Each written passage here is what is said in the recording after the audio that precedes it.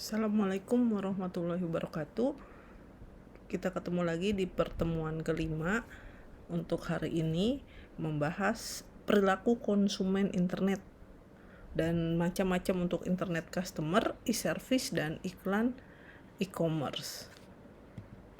Tujuan belajar hari ini yaitu menggambarkan intisari perilaku konsumen, menggambarkan karakteristik internet server dan pembeli e-commerce, mengerti proses pengambilan keputusan pembelian dari konsumen, menggambarkan cara perusahaan membangun hubungan dengan pelanggan, menggambarkan tujuan dari iklan web. Kita lihat di sini untuk gambar model perilaku konsumen e-commerce, yaitu kita lihat di sini ada beberapa tabel, ada di tengah-tengah ada decision making process, dan di sini ada tabel vendor, kemudian ada buyer, ada stimuli juga dari marketing dan beberapa hal lain, kemudian ada pembeli individual, bagaimana dilihat secara karakter, kemudian bagaimana lingkungan yang karakteristik yang akan kita lihat. Next, berikutnya karakter personal dan demografi internet server. Kita akan meninjau masing-masing dari variabel lingkungan. Macam-macam dari variabel lingkungan, yaitu ada variabel sosial, variabel budaya, variabel psikologi, dan variabel lingkungan lainnya. Nah, kemudian untuk karakteristik personal dibagi lagi menjadi beberapa, yaitu sumber daya konsumen dan gaya hidup. Nanti kita lihat apakah mempengaruhi gaya hidup seseorang dengan keinginan membeli.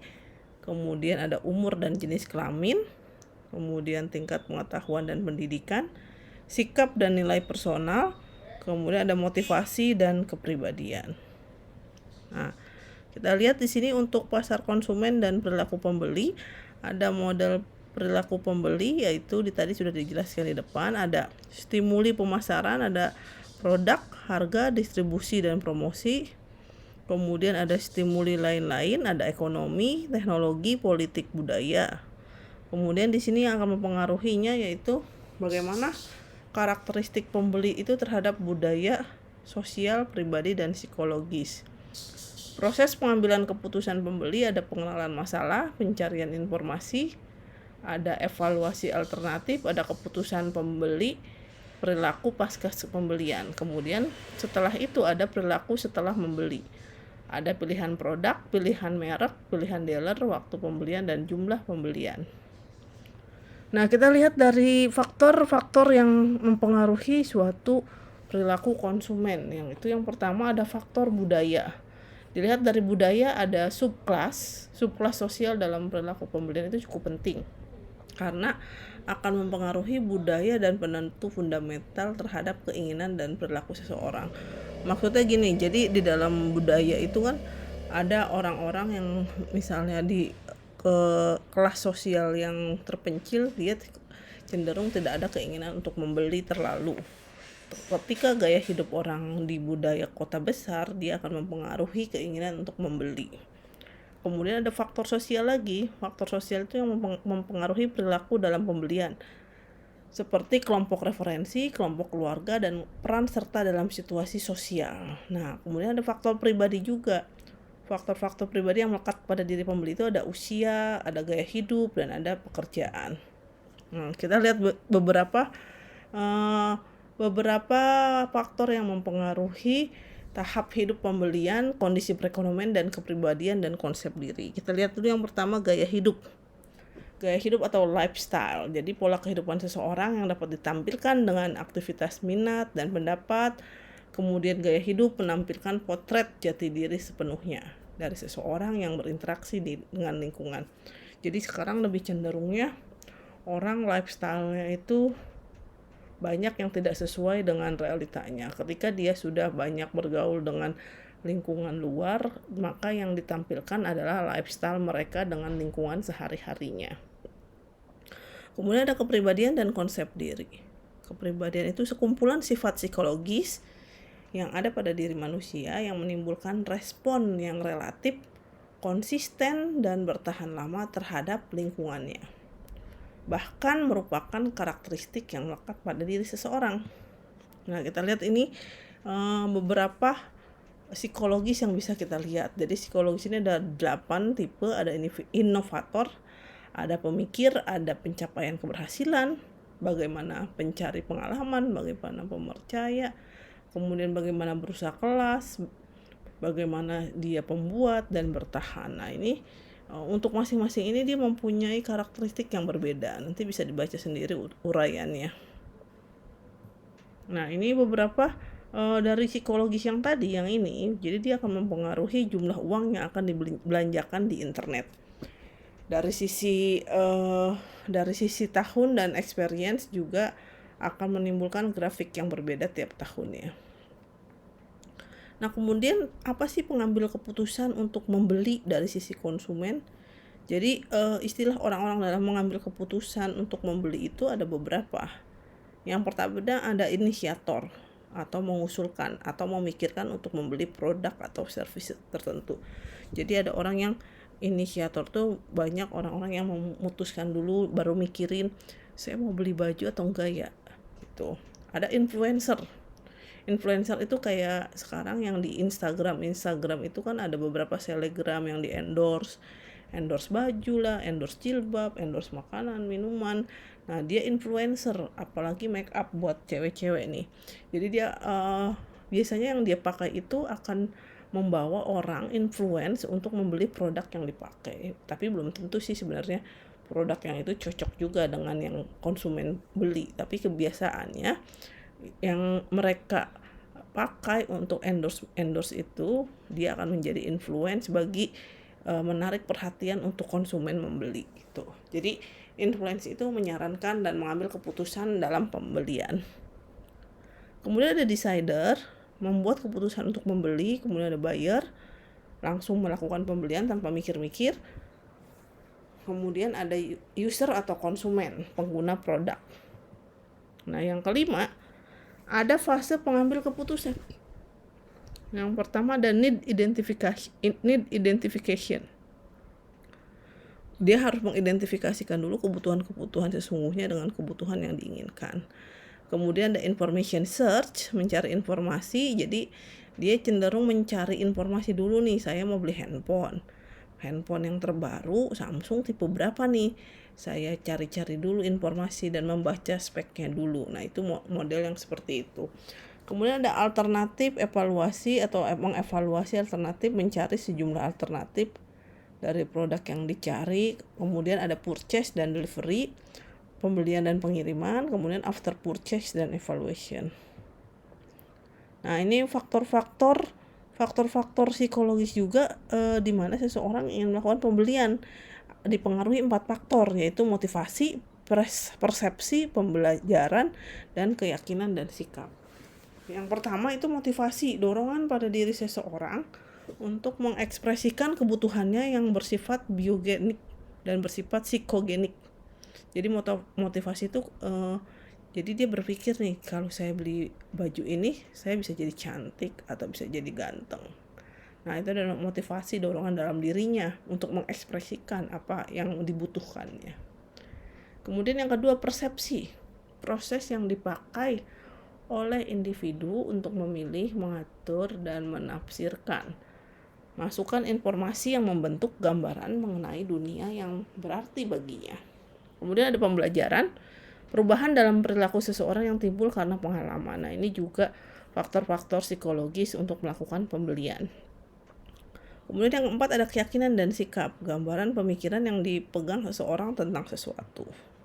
Nah ini ada teori-teori motivasi yang sudah lumayan hits, terkenal. Ada teori Freud, ada teori Herzenberg, ada teori Maslow. Jadi teori Freud itu mengatakan kekuatan psikologi yang membentuk perilaku manusia sebagian besar merupakan hal bawah sadar dan seseorang tak sepenuhnya memahami motivasinya sendiri. Jadi kekuatannya itu terletak dari bawah sadarnya. Jadi ketika ada keinginan pengen beli banget barang tapi sebenarnya nggak butuh-butuh amat gitu. Jadi dia ada teori Freud. Kemudian teori yang kedua merupakan teori 2 faktor yang membedakan antara penyebab ketidakpuasan dan penyebab kepuasan. Jadi kalau saya beli barang yang ini, saya akan memiliki kepuasan memiliki barang ini. Jika saya mau beli mobil, walaupun di rumah udah banyak, tapi mau membeli tipe baru, akan muncul rasa puas.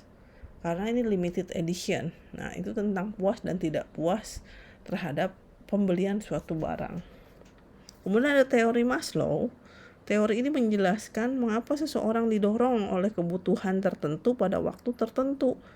Jadi teori ini menjelaskan ketika kita mempunyai keinginan tetapi tidak terlalu penting.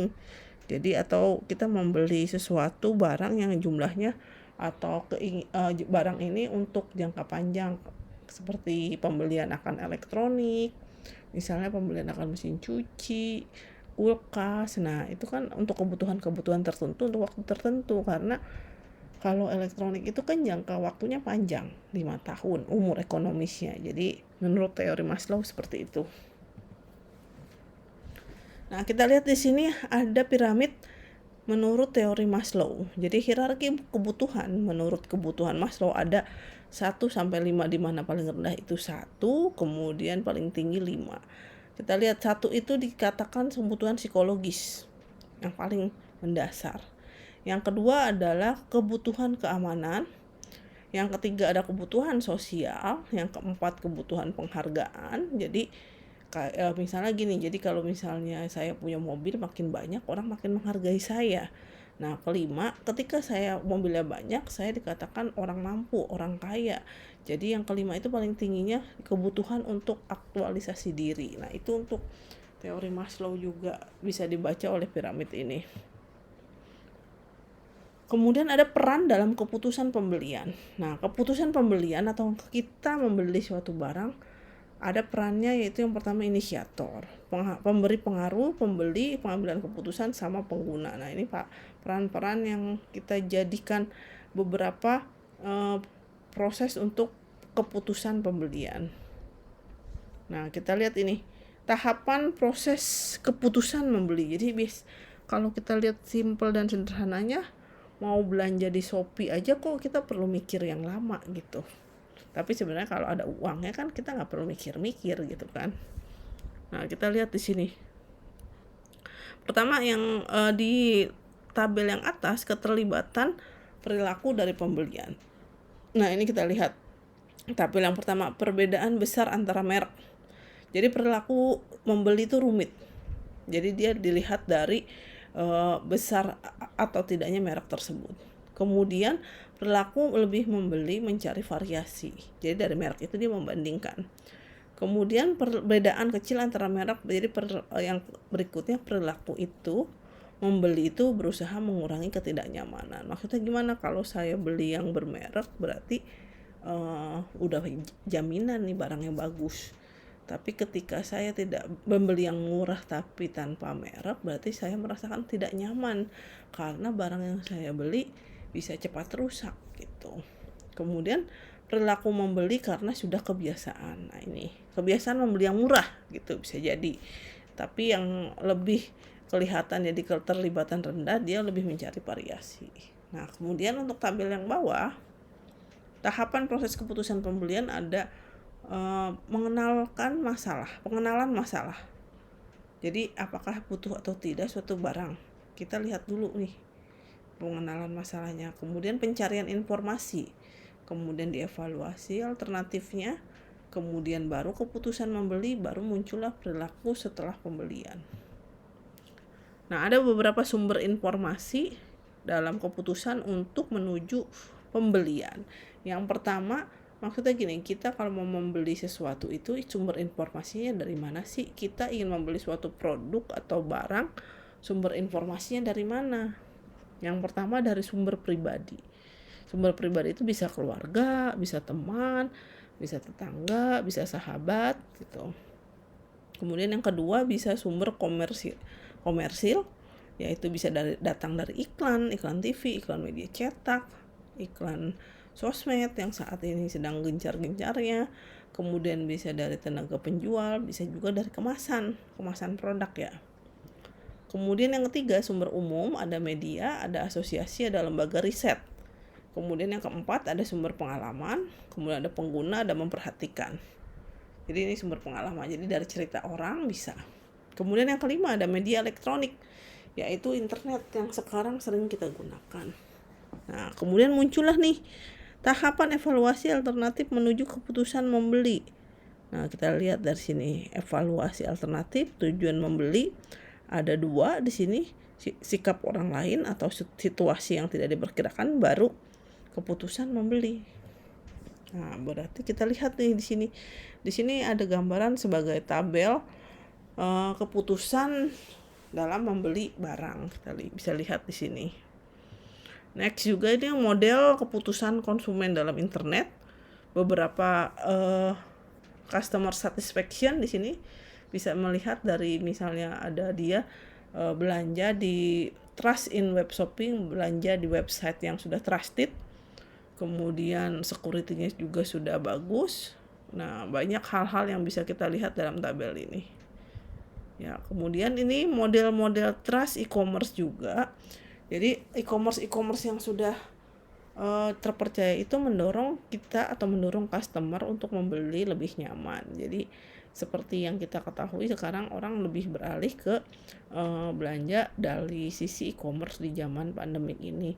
Tapi kita bisa mempercayai enggak e-commerce yang sudah ada saat ini? Bisa, seperti yang sering kita lakukan di Lazada, blibli.com, Shopee, terus Tokopedia dan yang lain-lain. Nah, itu salah satu atau beberapa website e-commerce yang sudah trusted. Nah, kemudian ada e-service atau pelayanan customer service di internet. Bayangkan setiap website itu pasti ada layanan customer service. Biasanya dia ada di paling bawah. Hubungi customer service. Nah, kalau model yang tradisional, customer service-nya itu dia akan melakukan pekerjaan untuk konsumen. Tapi kalau model customer service e-commerce, dia memberikan tool kepada konsumen untuk melakukan pekerjaan mereka sendiri. Seperti misalnya bagaimana cara membeli, bagaimana sih saya mau melakukan pembayaran. Nah, itu ada yang namanya FIQ. FIQ itu sudah tanya jawab ketika kita seperti user guide. Jadi kamu klik FIQ, dia semua sudah mencantumkan apa-apa yang kita butuhkan gitu. Jadi kita harus membaca FIQ untuk dari sisi e-commerce-nya gitu. Itu model e-commerce saat ini. Kemudian jadi setelah itu muncullah menyelesaikan masalah secepatnya. Jadi biasanya kalau website yang bagus itu dia ada FIQ-nya gitu.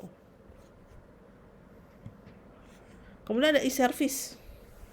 E-service itu ada layanan online health untuk transaksi online.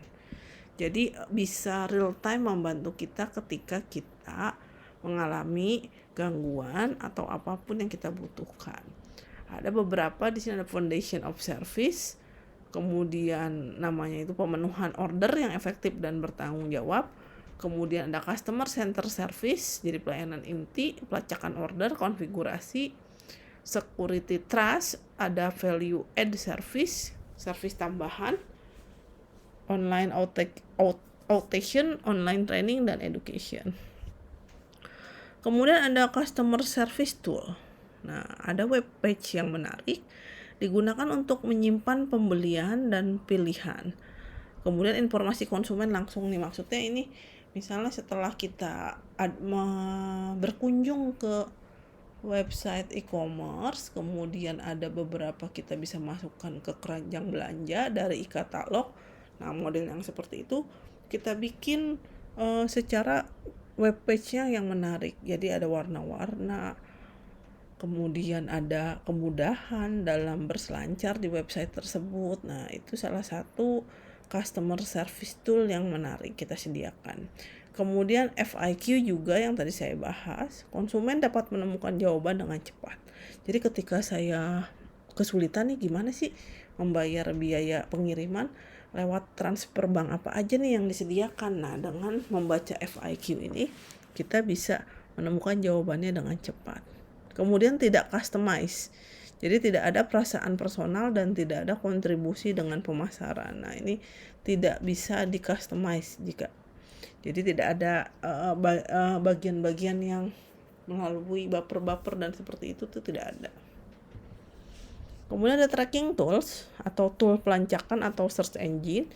Jadi konsumen itu dapat melacak order untuk menghemat waktu dan uang. Jadi kalau kamu tuh kan biasanya kalau di Shopee atau Tokopedia atau Lazada ketika udah selesai check out dan biaya ongkos kirim dan yang lain-lain itu pasti beberapa saat atau sehari setelahnya muncul tuh nomor resi. Nah, nomor resinya kita nggak mesti tracking lagi ke si cepat JNE-nya. Klik saja di websitenya itu, dia sudah muncul nih, kita tracking otomatis di situ. Nah, ada chatroom, kemudian chatroom itu bisa ngechat langsung si penjualnya. Misalnya, apakah barang ini ada? Apakah ada varian warna dan yang lain-lain. Jadi obrolan chatroom itu diskusi mengenai isu antara si perusahaan dengan konsumen lainnya. Kemudian ada email dan respon otomatis juga. Nah, biasanya nih kalau misalnya website e-commerce ketika dia sudah membeli ada respon otomatis. Jadi setiap kali kamu klik e-katalog sudah masuk ke keranjang, sudah melakukan check out, dia langsung notifikasi ke email otomatis. Terima kasih sudah membeli pada toko kami. Kami tunggu pembayaran selama 4 jam dari sekarang. Nah, terus kamu bayar nih. Ketika bayar, ada lagi muncul notif terima kasih sudah melakukan pembayaran. Harap kakak menunggu untuk produk yang akan kami kirimkan atau kami shipping. Nah, seperti itu. Jadi selalu notifikasinya itu up to date dan real time. Itu namanya customer service tool. Kemudian ada help desk dan call center. Help desk dan call center itu customer service yang nyata. Jadi setiap website itu biasanya ada nomor yang tercantum call center, itu bisa kita telepon 1 kali 24 jam.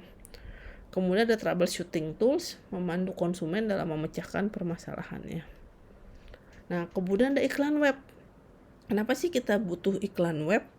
Jadi kenapa kita butuh iklan web? Pertama, 3/4 pemakai PC tidak menggunakan beberapa waktunya untuk menonton TV. Kemudian pendidikan yang tinggi, pengguna internet itu berpendapatan besar tujuannya dari advertise. Iklan juga harus diupdate setiap waktu dengan biaya minimum, menghemat waktu dan sangat akurat. Kemudian iklan juga bisa menghasilkan jumlah potensial pembeli yang sangat besar di seluruh dunia, karena orang tuh zaman sekarang udah gak ada waktu membaca. Jadi ketika iklan mempromosikan sesuatu itu lebih menghemat waktu. Kemudian zaman sekarang iklan online itu sangat lebih murah dibandingkan dengan TV, surat kabar, atau iklan radio. Nah, kita lihat iklan web dapat secara efektif dalam menggunakan teks, audio, grafik, dan animasi. Jadi kalau kamu lihat nih, kalau iklan di web itu suka ada yang muncul nih pop up atau langsung link YouTube berupa teks berjalan atau audio atau grafik atau animasi dan semacamnya. Kemudian iklan juga secara mudah menggabungkan games, bisnis, dan promosi. Kemudian ada TV web dan radio internet juga menarik lebih banyak untuk banyak orang. Jadi selama pengguna internet yang berkembang, iklan juga semakin berkembang. Nah, ini kurva dari beberapa media yang digunakan untuk mempengaruhi berbagai macam pembelian. Dilihat dari bisa ada iklan melalui radio, TV, kemudian TV kabel, dan internet. Nah, ini beberapa grafiknya. Tahun ke tahun dia mengalami pelonjakan, kenaikan. Nah, kemudian kita lihat market research pada e-commerce. Pertama, kita akan bertujuan mencari hubungan antara nih konsumen, produk, metode marketing, para marketing melalui informasi. Kemudian bagaimana meningkatkan pelayanan terhadap konsumen. Berarti kita harus menjelajahi kemungkinan isu-isu pada marketing, kemudian membangun rencana marketing, kemudian bagaimana pemahaman yang lebih baik tentang proses pembelian, kemudian bagaimana mengevaluasi performance marketing. Nah, kemudian apa sih jenis-jenis media iklan di internet? Ada yang berupa banner, kemudian ada iklan persegi panjang, kemudian ada iklan skyscraper, ada iklan sponsorship, ada interstitial, ada iklan classify, ada iklan meta, kemudian ada URL, ada email, dan ada chatroom. Nah, ini jenis-jenis iklan di internet. Kalau banner itu Iklan banner merupakan jenis iklan yang paling lazim digunakan internet. Jadi dua jenis iklan banner, ada keyboard banner dan random banner. Keyboard banner itu muncul ketika dilakukan query atas satu kata pembuka di search engine. Misalnya kamu ketikkan Indomie, nah jadi dia langsung muncul Indominya dalam teks ataupun dalam nanti image atau bisa jadi video yang muncul. Kemudian ada random banner muncul secara acak. Keuntungan menggunakan banner ialah kemampuan dalam melakukan customisasi iklan dan audiens yang menjadi sasaran. Nah, beberapa banner itu ada banner swapping dan ada banner exchange. Banner swapping itu dilakukan bila perusahaan A setuju untuk menampilkan sebuah banner perusahaan B dengan imbalan perusahaan juga mau menampilkan iklan perusahaan A. Jadi ada dua buah perusahaan yang melakukan kolaborasi untuk mengiklankan bergantian gitu. Itu banner swapping. Kalau banner exchange, dia tukar banner biasanya dilakukan untuk melakukan perdagangan yang dilakukan oleh 3 partner oleh lebih. Nah, ini macam-macam banner ya. Nah, kemudian kalau iklan skyscraper berbentuk seperti iklan banner, tetapi dia memiliki secara horizontal, maka skyscraper memanjang secara vertikal. Nah, kemudian ada interstitial, merupakan iklan yang didamis pada internet yang berbentuk bermacam-macam iklan animasi yang muncul di layar ketika komputer mendownload situs web. Jadi misalnya yang kayak iklan pop up tuh ke atas muncul secara tiba-tiba atau splash screen. Nah, ini biasanya banner berukuran file 7-10 KB. Nah, ini masing-masing iklan yang tadi sudah disebutkan sebelumnya. Nah, bagaimana sih strategi merancang iklan berbaris di internet? Yang pertama, menarik secara visual. Kemudian membidik kelompok tertentu. Kemudian isi situs web bermanfaat bagi konsumen. Kemudian bagaimana menekankan merek dan citra perusahaan. Kemudian iklan merupakan bagian dari strategi pemasaran. Kemudian iklan harus berhubungan dengan proses ordering. Nah, ini alasan periklanan pada e-commerce berkembang sedemikian pesat. Jadi iklan dapat diupdate sewaktu-waktu dengan biaya minimal. Karena iklan di internet selalu tampil dengan gaya baru. Kemudian iklan dapat menjangkau pembeli potensial dalam jumlah yang sangat besar dalam hitungan global. Kemudian ada iklan online, kadang-kadang lebih murah dibandingkan dengan iklan televisi, koran atau radio. Nah, kemudian iklan pada e-commerce juga biasanya menggunakan teks, audio, grafik, dan animasi. Manfaatnya itu bisa berkembang lebih pesat. Kemudian iklan pada e-commerce juga dapat dibuat interaktif dan dibidikan ke kelompok-kelompok atau perseorangan. Nah, tujuannya itu ada iklan yang lebih informatif, berarti iklannya sudah memuat apa itu produknya, produk baru, kemudian kegunaan, varian, untuk mengurangi kecemasan dalam membeli. Jadi dia informatif sekali. Kemudian ada juga yang kedua, iklan persuasif. Jadi dia membentuk permintaan selektif terhadap suatu merek tertentu. Kemudian yang ketiga, iklan pengingat. Bertujuan mengingatkan pada produk yang sudah mapan untuk mengingatkan pembeli bahwa produk tersebut mungkin akan dibutuhkan kemudian. Jadi ada reminder. Kemudian ada iklan penambah nilai. Bertujuan untuk menambah nilai merek pada persepsi konsumen dengan melakukan inovasi, kemudian perbaikan kualitas, dan penguatan persepsi konsumen. Jadi banyak macam-macam iklan. Ada yang penambah nilai, ada yang pengingat. Kemudian yang kelima, iklan bantuan aktivitas lain yang bertujuan membantu memfasilitasi aktivitas lain perusahaan dalam proses komunikasi pemasaran. Nah, sekian untuk kuliah hari ini untuk perilaku konsumen. Saya harap dapat dipahami. Sekian dan terima kasih. Assalamualaikum warahmatullahi wabarakatuh.